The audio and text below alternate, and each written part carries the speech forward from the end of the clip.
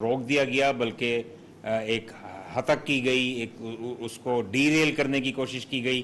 آج وہ بھی بیک آن ٹریک الحمدللہ آ رہا ہے. دوبارہ وہ معاہدے جو ہیں وہ رینیو ہو گئے. اس کی کاسٹ زیادہ ہو گئی ہے ملک کے لیے. ضرور یہ ایک ناخوشگوار بات ہے، لیکن خوشگوار بات یہ ہے کہ things are back on track, اور انشاءاللہ جلدی ہم اس کے ڈویڈنڈ ریپ کریں گے. ون لاسٹ کوشچن جی پلیز میڈم آپ.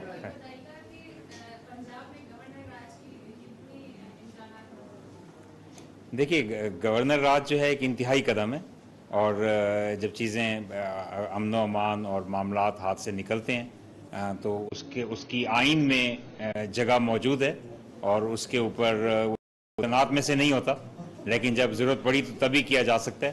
ابھی چند دن پہلے جس طرح گورنر ہاؤس پہ حملہ کیا گیا، پاکستان کی تاریخ میں جو ایک میں سمجھتا ہوں کہ بری مثالیں ہیں، ان میں سے ایک مثال وہ بھی ہے کہ اس کے گیٹ پہ لوگ چڑھے، اس کو گیٹ کو آگ لگائی گئی، اندر آگ پھینکنے کی کوشش کی گئی، پتھراؤ کیا گیا اور وہاں گھسنے کی کوشش کی گئی. تو یہ ایک ہماری تاریخی عمارت ہے. ہم تو چند دن کے لیے آتے ہیں عہدے، اور یہ زندگی بڑی عارضی ہوتی ہے. زندگی عارضی ہے، عہدے اس سے بھی زیادہ عارضی، لیکن یہ عمارت کئی سو سال پرانی وہاں موجود ہے. تو بہرحال یہ کوئی اچھی مثالیں نہیں قائم کی جا رہی، اور جس طرح لا اینڈ آرڈر کو ہاتھ میں لیا جا رہا ہے، اور تو یہ کوئی اچھی بات نہیں ہے. تو انشاءاللہ اس کے لیے کوششیں جاری ہیں. بہت شکریہ. کوششیں جاری ہیں کہ ملک بہتری کی طرف جائے گا. بہت شکریہ. Thank you.